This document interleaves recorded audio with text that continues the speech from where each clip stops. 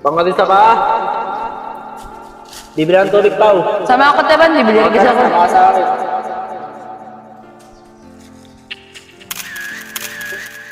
Pre, may napapansin ako. Pag madalas tayong magkakasama, may gusto ka ba kay Jen? Meron nga, pre. Kasi lang, sa tingin mo kaya, magkasama ako. Meron naman. Hoy, Jean, nakatingin ka naman kay Teban. Nagsiselos ka ba? Ha? Anong sinasabi mo? Halata naman kahit hindi mo sabihin. Matagal na namin napapansin na may gusto ka kay Teban.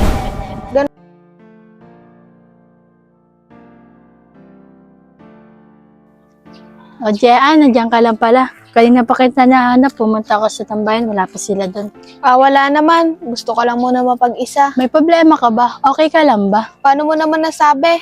Kasi lagi ka na lang lutang, tahimik, at parang may malaking problema. Ganun ba? Wala yon. Ano ka ba? Huwag mo nga akong lokohin. Matagal na kitang kaibigan, kaya kilala kita pag may problema. Sa pagod lang siguro, kaya akala mo may problema ako. Hindi yan pagod, nasasaktan ka. Dahil ba kay Teban? Hanggang kailan mo itatago yan? Ano namang magagawa ko? E di sabihin mo, Ha? Baliw ka ba? hindi. Paano kung mawala yung friendship namin? Paano kung hindi? Paano kung iwasan niya ako? Paano kung hindi? Madali lang yan sabihin. Oo, kasi totoo. Natatakot ako, Daisy. Alam ko, Di mo alam yung pakiramdam ng ilang buwan mong tinatago yung nararamdaman mo. Yung bawat ngiti niya, yung bawat chat niya, at saka yung bawat usap namin, lahat yon binibigyan ko ng meaning. Tapos, di ko naman alam kung may pag-asa ba ako o wala. Nakakapagod. kaya nga umamin ka na. Bakit pa? Para matapos na yung paghihintay mo. Paano kung masaktan ako? Masasaktan ka rin naman kung wala kang gagawin. At least kapag sinabi mo, alalaman mo yung totoo. Mas mabuti pa masaktan ka sa katotohanan kaysa naman umasa ka sa wala. Siguro nga, tama ka. Sige na, dito na muna ako. Kita na lang tayo mamaya sa tambayan. Sige, Daisy, ingat ka.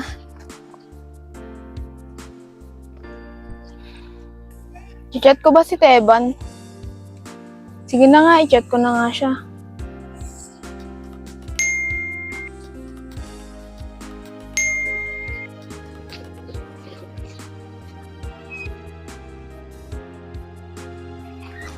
O, yan. Anong gusto mo sabihin sa akin? Alam mo, ilang beses ko na itong gustong sabihin, kaso natatakot ako.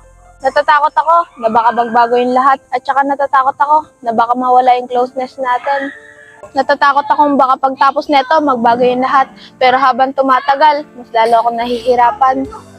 Kasi araw-araw kita nakikita, araw-araw kita nakakausap, tsaka araw-araw ko rin tinatago yung nararamdaman ko. Hindi ko alam kung kailan to nagsimula. Ang alam ko lang, masaya ako kapag kasama kita. Masaya rin ako pag uusap kita. Masaya naman ako pag masaya ka. Malungkot naman ako kapag malungkot ka. Teban, gusto kita. Hindi ko sinasabi to para magustuhan mo rin ako. Hindi ko rin sinasabi to para magkaroon agad ng sagot. Gusto ko lang magpakatotoo. Pagod na kasi ako magkunwaring kaibigan lang ang turing ko sa'yo. Pasensya ka na, Jayan. Bakit? Meron ka bang ibang gusto?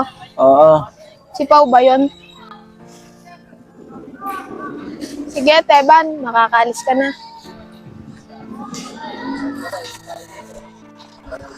Ang tawa ko, ang tagal ko rin umasa sa kanya. Akala ko kasi magkakagusto rin siya sa akin. Hindi pala.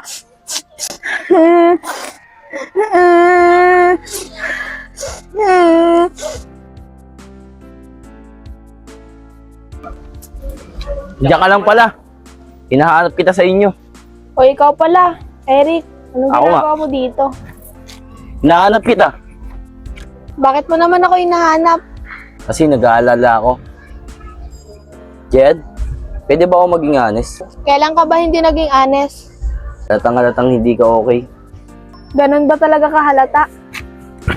Oo. Sinubukan ko namang itago. Sinubukan ko rin naman maniwalang okay ka. Pero, Pero kilala kita. alam mo yun, nakakainis. Ano? Akala ko magiging okay ako pagtapos ko umamin, pero hindi pala.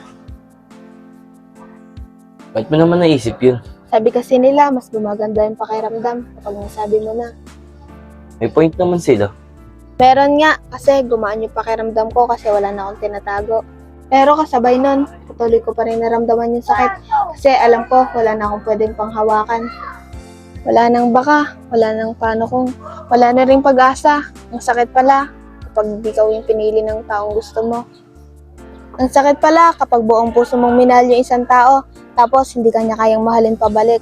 Hindi niya kasalanan, hindi ko rin siya sinisisi, hindi rin ako galit. Pero bakit ganito kasakit? Alam mo yung pinakamasakit? Ano? Paulit-ulit kong tinatanong sa sarili ko kung may kulang ba sa akin.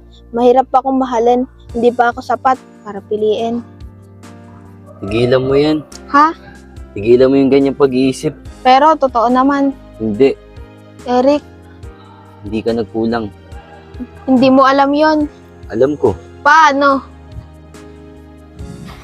Kasi matagal na itang kilala. Nakikita ko rin kung gaano ka kaputing tao. Nakikita ko kung paano ka mag-alala para sa mga kaibigan mo. Nakikita ko kung paano pasayain ng ibang tao kahit ikaw mismo meron kong pinagdadaanan. At alam mo ba, Ano? maraming bagay na maganda tungkol sa'yo. Hindi dahil hindi ka pinili ng isang tao, wala ka ng halaga. Hindi dahil hindi ikaw yung mahal niya, ibig sabihin wala na magmamahal sa'yo. Lalong hindi ibig sabihin nun, may mali sa'yo. Kasi may mga bagay na minsan hindi mo nakikita. Tulad ng, Tulad ng kung gaano ka kahalaga. Minsan, nakapokus tayo sa mga taong gusto natin. Hindi natin nabibigyan ng halaga yung tunay na nagmamahal sa atin. Tulad ko. ha? Wala. Tara na, baka hinahanap ka na sa inyo. Tara.